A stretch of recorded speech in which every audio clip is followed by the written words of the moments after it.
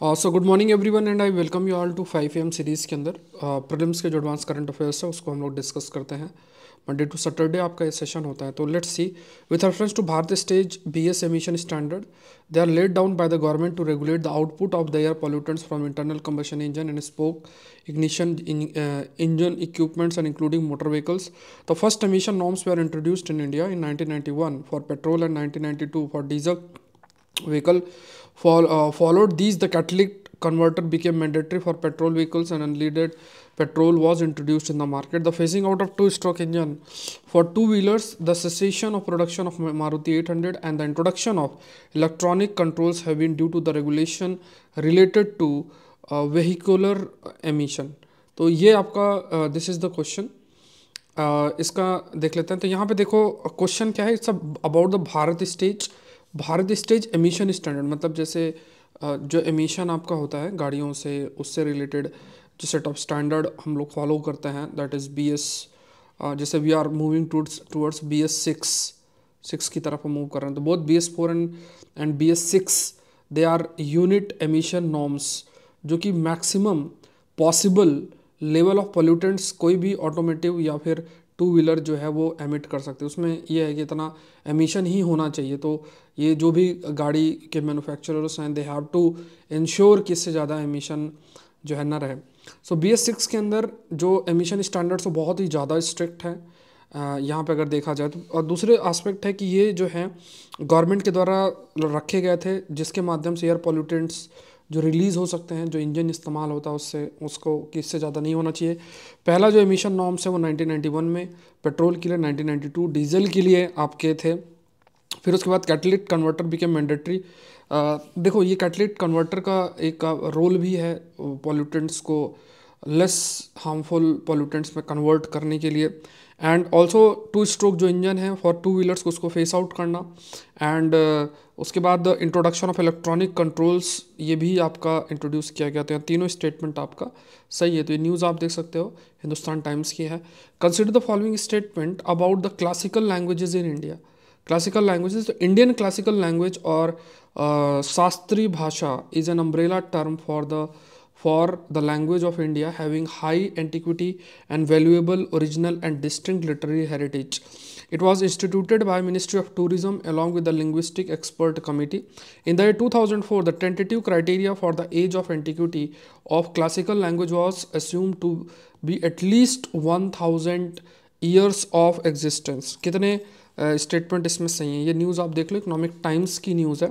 India will add Persian as a classical language in national education policy. ये जो है you can say external affair minister जो है उन्होंने ईरान में इस चीज़ को रखा है, इस बात को रखा है। तो यहाँ पे if you will see here, यहाँ पे अगर देखा जाए तो इट वाज इनिशिएटेड बाय, तो यहाँ पे लिखा it was instituted by ministry of tourism. तो नॉट टूरिज्म तो कैसे होगी, तो मिनिस्ट्री ऑफ कल्चर जो है उनके द्वारा है, ठीक है, कल्चर। तो ये वाला स्टेटमेंट गलत है। तो इंडिया की जो क्लासिकल लैंग्वेज या शास्त्रीय जो भाषा है, ये ऐसी भाषा हैं जिसमें मतलब जो हमारा लिटरेरी हेरिटेज बहुत है। जैसे ऐसी भाषाएं जिसमें बहुत सारे ऐसे काव्य, महाकाव्य और ऐसे बहुत सारी चीज़ें हैं जो लिटरेरी हेरिटेज कैरी करती हैं। तो पहला स्टेटमेंट आपका सही है। 2004 में like tentative criteria for the age of antiquity of classical language was assumed to be at least 1000 year। तो ये एक क्राइटेरिया रखा गया था कि भाषा एटलीस्ट 1000 साल पुरानी जो है आपका होना चाहिए। तो रिपब्लिक ऑफ इंडिया ऑफिशियली जो रिकॉग्नाइज कितनी लैंग्वेजेस करते हैं, हम लोग 6 लैंग्वेजेस को रिकॉग्नाइज करते हैं एज अ क्लासिकल लैंग्वेज।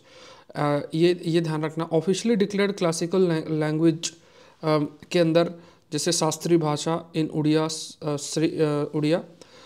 श्रेष्ठ भाषा in Malayalam and Chamoli in Tamil of republic of India, Kannada, Malayalam, Odia, Sanskrit, Tamil and Telugu.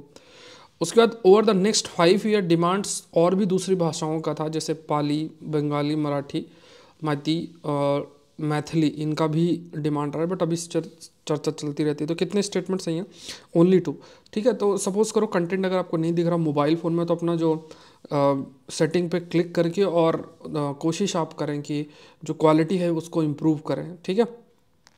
आज हमारी मेंटरशिप क्लास की नेक्स्ट क्लास शेड्यूल्ड है, जो मंडे को टारगेट दिया था उसको हम लोग करेंगे। और आज और कल में से एक लिंक आप लोगों को क्रिएट करके दूंगा। जो लोग मेंटरशिप प्रोग्राम का हिस्सा हैं वो इस चीज़ को ध्यान से सुने कि एक लिंक क्रिएट करके दूंगा। उस लिंक को आपको क्लिक करके और उसमें ये ज्वाइन करना। वो एक डिजिटल लाइब्रेरी रहेगी जिसमें आपको पढ़ाई करनी है, ठीक है। तो उसमें अटेंडेंस और सारी चीज़ें आपकी रहेंगी। I can easily track also कि आप लोग दिन में क्या पढ़ रहे हैं, कैसे पढ़ रहे हैं, और वो मेरे पूरे व्यू में भी रहेगा।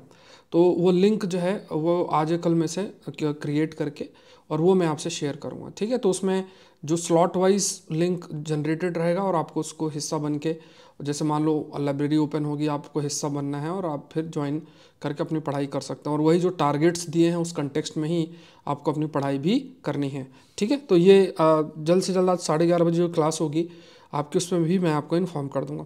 With reference to the Indian science technology and engineering facility map (ISTEM), this is a national web portal developed with the concept one nation one portal of scientific community aimed at linking researcher and resources. It is funded by Office of Principal Scientific Advisor, Government of India. Was launched formally in January 2020. ISTEM holds the database of public funded research and development equipment and facilitates across the public and private institutions. तो यहाँ पे correct बताना कितने statements आप correct, ये भी news आप देखोगे। तो ये डेक्कन हेराल्ड से ये न्यूज़ आपकी है। अब इसमें जो है Indian science technology and engineering facility map, तो ये नेशनल का वेब पोर्टल है जो कि वन नेशन वन पोर्टल के लाइक उस कंसेप्ट पे डेवलप कर रहा है। जितने भी जैसे मान लो अलग अलग रिसर्चर्स हैं इस फील्ड से रिलेटेड, साइंस से रिलेटेड, वो आपस में कनेक्ट हो सकें। And funded by principal scientific adviser जो गवर्नमेंट ऑफ इंडिया उनके द्वारा है। जो है it also carries the database of publicly funded जो रिसर्च एंड डेवलपमेंट इक्विपमेंट हैं, फैसिलिटीज़ हैं पब्लिक और प्राइवेट इंस्टीट्यूशंस में। मान लो क्या क्या रिसर्च डेवलपमेंट इक्विपमेंट्स अवेलेबल है, सारी जानकारी डेटाबेस जो रिलेटेड है वो इस वेब पोर्टल के अंदर आपके है। तो ये भी ध्यान में रखना है। तो यहाँ पे जो यूज़र है, यूज़र लोकेट कर सकता है स्पेसिफिक फैसिलिटी जो उन्हें रिसर्च एंड डेवलपमेंट कार्य के लिए चाहिए। ये है the institution with research and development facility funded by the agencies of government of India required to list them on ISTEM portal. मान लो कोई भी ऐसा इक्विपमेंट है और कोई संस्थान है और उस इक्विपमेंट को बाय करने में गवर्नमेंट ऑफ इंडिया के द्वारा चीज़ें फंडेड हैं, तो they have to list it in मतलब जो ISTEM पोर्टल है उसमें उनको लिस्ट आउट जो है करना पड़ेगा। तो ये पोर्टल मतलब एक वेबसाइट के रूप में है। तो सारी जानकारी की ये इक्विपमेंट है, मान लो किसी को रिसर्च एंड डेवलपमेंट करना है तो दे कैन सीक परमिशन और वो उस जगह पे जाकर अपनी रिसर्च और ये सब कर सकता है। तो यहाँ पे देखा जाए तो यहाँ पे ये तीनों ही स्टेटमेंट्स सही हैं, all the 3 statements are correct. Next देखते हैं, with reference to the human papilloma virus, it is a genetically transmitted infection. Many people don't have any symptom and the infection might go away on its own. Some type of HPV can lead to cervical cancer, head and neck cancer. कितने which of the following given above are correct, कितने सही हैं, ठीक है। तो ये मतलब हम लोगों ने डिस्कस भी किया। कमेंट सेक्शन में इसका आंसर बताओ क्या होना चाहिए। अभी कल ही आई थिंक हम लोगों ने इसके बारे में डिस्कस किया। अब ये बताओ whether it's a genetically transmitted infection और नॉट। तो इस पर हिंदू के अंदर भी आया था, ये आप देख सकते हो। नेक्स्ट देखते हैं, consider the following statement about the new generation Akash NG। नई जनरेशन आकाश जो है उसकी मिसाइल के ऊपर है। Long range mobile air to air missile defence system है। उसके बाद डेवलप किया गया है DRDO के द्वारा, अब प्रोड्यूस किया गया है by Bharati dynamic limited and Bharat electronic के द्वारा। आकाश NG प्रोजेक्ट DRDO ने सेलेक्ट किया एंटरप्रीन्यूमैटिक्स and hydraulics India, a private company under development cum production partner program. कितने इसमें स्टेटमेंट आपके करेक्ट हैं, ठीक है। How many statements are correct, कितने करेक्ट हैं। तो यहाँ पे देख लो, पहली चीज़ तो क्या है कि this is a not a long range, मतलब लॉन्ग रेंज नहीं है, it's a short range mobile surface to surface, ठीक है। Surface to air, sorry surface to air मतलब ज़मीन से रख के और फिर किया जा सकता है। एयर टू एयर क्या है, मतलब आसमान से ही मान लो किसी एयरक्राफ्ट किसी के माध्यम से और फिर जो है लॉन्च करना, और टारगेट भी आपका आसमान में है। तो यहाँ पे सरफेस टू एयर मतलब सरफेस से इसको लॉन्च किया जा सकता है, तो ये तो गलत हो गया। दूसरा ये है कि DRDO के द्वारा डेवलप्ड है और प्रोड्यूस किया गया है by Bharat dynamic limited and एक कमिटी का गठन भी हुआ था electro pneumatics and hydraulic India एक प्राइवेट कंपनी है, उसके माध्यम से इसको मतलब उसके माध्यम से ये चीज़ें डेवलप भी की गई हैं ख़ास तौर से इस मिसाइल को। तो यहाँ पे सेकंड एंड थर्ड स्टेटमेंट आपका सही है। तो यहाँ पे ये भी आप न्यूज़ देख सकते हो, DRDO perform successful flight test for India next generation Akash missile. Next देखते हैं, the remains of 2800 year old human settlement है recently been discovered in Gujarat. किस सिटी में ये चीज़ डिस्कवर आपकी की गई है? तो वाडनगर में ये आपकी की गई है, गुजरात के। एंड जो अर्लीस्ट सेटलमेंट पीरियड है वाडनगर का, वो लगभग 800 ईयर BC आप कह सकते हो तब स्टार्ट की गई थी। तो यूनिक है, अर्ली फ्रॉम आयरन एज। और जो लेट वैदिक पीरियड है, प्री डेट्स जो हैं बुद्धिज़्म जैनिज़्म से रिलेटेड, उसको भी क्वेश्चन ये करता है, मतलब क्योंकि ये 800 BC में आप कह सकते हैं ये ह्यूमन सेटलमेंट को ये हाईलाइट कर रहा है। जो हम लोग की क्रोनोलॉजी है, जो हम लोग NCERT और इन सब में पढ़ते हैं, तो उसको ये क्वेश्चन करता है। This period continue into the Mauryan rule and and with its fall around 150 years BC। Mauryan rule से कंटिन्यू रखे और 150 ईयर जो BC है उसमें ये ख़त्म होता है। एंड गुप्ता अम्पायर के डाउनफॉल के बाद लार्ज स्केल डी अर्बनाइजेशन जो है देखने को मिला, drawing up of water bodies, famines, population की भी कमी देखने को मिली, पानी सूखा, तो इससे काफ़ी पॉपुलेशन जो अफेक्ट हुई है। तो यहाँ पे आपको ध्यान में रखना है कि remains of 2800 year old human settlement जो है गुजरात की वाडनगर में रीडिस्कवर किया गया। तो इंडिया टुडे की न्यूज़ है, remain of 2800 year old settlement, ठीक है, तो वो देखने को मिला। नेक्स्ट देखते हैं, विथ रेफरेंस टू चित्तौड़गढ़ के बारे में है। It is a UNESCO world heritage site. The fort was the capital of Marwar. It is facing threat from limestone mining blast. कितने आपके सही हैं इसमें? एक बार मुझे बताना कंटेंट आपको विजिबल है कि नहीं है। The fort was the capital of Mewar, ठीक है, it was the capital of Mewar, Mewar का कैपिटल है, तो इट्स नॉट मारवाड़, तो ये अपना गलत हो गया। और 2013 के अंदर 37 जो सेशन था वर्ल्ड हेरिटेज कमेटी का, जो कि कंबोडिया में हुआ था, तो उसमें चित्तौड़गढ़ अलॉन्ग विद कुछ जो फोर्ट्स हैं राजस्थान के, उन्हें यूनेस्को वर्ल्ड हेरिटेज साइट के रूप में जो है रिकॉग्नाइज़ किया गया था। और ये जो कैटेगरी थी जिसमें उन्हें रिकॉग्नाइज़ किया गया था, that is hill forts of Rajasthan, ठीक है, हिल फोर्ट्स ऑफ राजस्थान। तो यहाँ पे कितने स्टेटमेंट्स हैं? 2 सही हैं, ये सेकंड स्टेटमेंट्स आपका गलत है। तो यहाँ पे आप देखोगे consecutive government ACI fail to safeguard Chittorgarh fort. Next देखते हैं, लिडार टेक्नोलॉजी के ऊपर है। Lidar technology, it is a popular remote sensing method used for measuring the exact distance of an object on earth surface. It full form is light deflection and ranging. Lidar uses a pulsed laser to calculate the object variable distance from the earth surface. तो यहाँ पे कितने statement सही हैं? तो यहाँ पे भी अगर आप न्यूज़ देखोगे, सो 3000 year old city hidden in Amazon rain forest discover आपका की गई है, ठीक है। तो ये चीज़ जो है डिस्कवर आपकी की गई है। तो यहाँ पे अगर देखा जाए लिडार टेक्नोलॉजी की, when you talk about the lidar technology, तो लिडार टेक्नोलॉजी ये proper popular remote sensing method है, यूज़ किया जाता है। मतलब जैसे मान लो इस टेक्नोलॉजी के माध्यम से कई सारे जो मतलब लाइक वी कैन से जो डिस्टेंस है, exact distance of an object on the earth surface, इसको मेज़र किया जा सकता है। And like it's a popular remote sensing. देखो रिमोट सेंसिंग शब्द का क्या मतलब होता है कि किसी भी चीज़ को आप दूर से ऑब्जर्व कर सको, इट्स अ रिमोट सेंसिंग। जैसे मान लो सैटेलाइट है, सैटेलाइट एक एग्रीकल्चर फील्ड, सैटेलाइट तो इतना ऊपर है लेकिन वो एग्रीकल्चर फील्ड, वाटर बॉडी और सब चीज़ को ऑब्जर्व कर सकता है, that is a remote sensing. तो ये जो लिडार टेक्नोलॉजी है रिमोट सेंसिंग के लिए इस्तेमाल होता है। इसका फुल फॉर्म क्या है? That is light detection. ये ध्यान से समझना, जैसे इसको यहाँ पता होना, लाइट डिटेक्शन एंड रेंजिंग। तो ये गलत हो गया। लिडार जो है पल्स लेज़र का, मतलब जैसे लेज़र जो है वो छोड़ा जाता है और उस बेसिस में जो चीज़ें हैं कैलकुलेट करके और फिर कितने डिस्टेंस में वो लोकेटेड है ये देखा जाता है। सो लिडार मतलब light detection and ranging remote sensing method है जिसमें पल्स लेज़र को जो पल्स लेज़र है to measure range to the earth.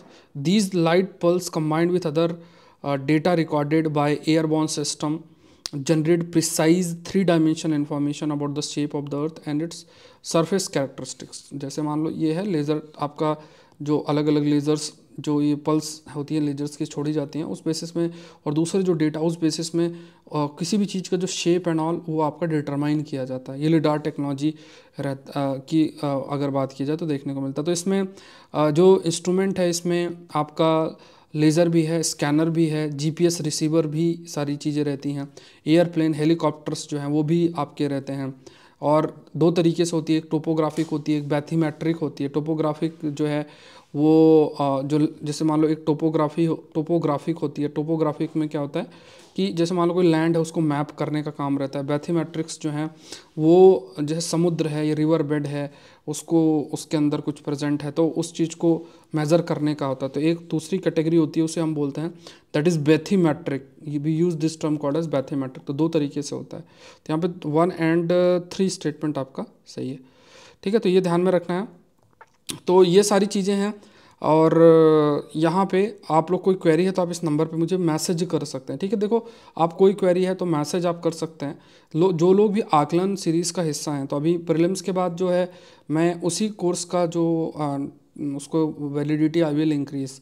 तो जो लोग जो है उस सीरीज़ का हिस्सा है, क्योंकि आंसर इतना टाइमली इवेलुएट नहीं हो पा रहा है, तो वो उनमें आपके ऐड ऑन कर दिए जाएंगे, ठीक है। तो आप लोग मतलब जो हिस्सा है वो हिस्सा रहेंगे, ठीक है। आपको ऐसा परेशान होने की ज़रूरत नहीं है। और दूसरी चीज़ क्या है कि आप जैसे ये टेलीग्राम चैनल है, इस पर आप अपने आंसर पोस्ट करते रहें। ये ऐप आप डाउनलोड कर सकते हैं, सौरभ पांडे CSE ऐप। इस वेबसाइट को विजिट करके कल आपकी एडवांस करंट अफेयर्स की 14th टेस्ट जो है वो है रात को 9 बजे शेड्यूल्ड है, 9 PM को शेड्यूल्ड है। तो आप उसका टेस्ट जरूर से दें। रिजल्ट आज मैं पब्लिश कर दूंगा 13th टेस्ट का। 13th टेस्ट का PDF मैंने डाल दिया है, तो आप लोग देख लेना। PDF ऐसे ही दूसरे टेस्ट के भी आपको PDF जो है वो मिल जाएंगे। एग्रीकल्चर ऑप्शनल आपका चल रहा है तो इसको मिस नहीं करना है। और CSET की जो कोर्स है वो भी लॉन्च हो चुका है, ठीक है, ऐप के अंदर, तो आप लोग अपना देख लेना। तो ये प्रीलिम्स मेंटरशिप प्रोग्राम है। अब ये जो प्रीलिम्स मेंटरशिप प्रोग्राम है इसमें काफ़ी सारी, जैसा मैं अभी आपको टारगेट्स दे रहा हूँ। आज 11:30 बजे क्लास है, तो उस टारगेट्स का जो मैंने पिछले क्लास में टारगेट्स थे उसको हम इवेल्युएशन करेंगे। और एक मैं लिंक आज क्रिएट करूँगा, उस लिंक को आपको ज्वाइन करके और पढ़ना है। उसमें आपकी अटेंडेंस भी रहेगी। तो अगर आपके पास कोई रीज़न नहीं है तो आपको उस लिंक पे ही आके अपनी पढ़ाई करनी है, ठीक है। तो जिससे मैं गो थ्रू भी हो सकता हूँ कि आप लोग कब पढ़ते हैं, कैसा क्या है। और जो लोग भी इस प्रोग्राम का हिस्सा बनना चाहते हैं, तो जो बने हैं या बनना चाहते हैं, तो आप लोग ज़रूर से मुझे मेल करें। तो इसमें मैं जो भी मतलब इस मेल में आपको बताना है कि आपने क्या क्या, ये जो सोर्सेस हैं इसके लिए क्या क्या फॉलो किया है। और इसमें मैं आपको बताऊंगा कि क्या क्या सोर्सेज जो हैं आपको फॉलो करना, जिसमें हम लोग काम करेंगे, ठीक है। तो आज के लिए इतना ही। आई होप ये सेशन आपके लिए हेल्पफुल रहा होगा। Thank you everyone, thank you.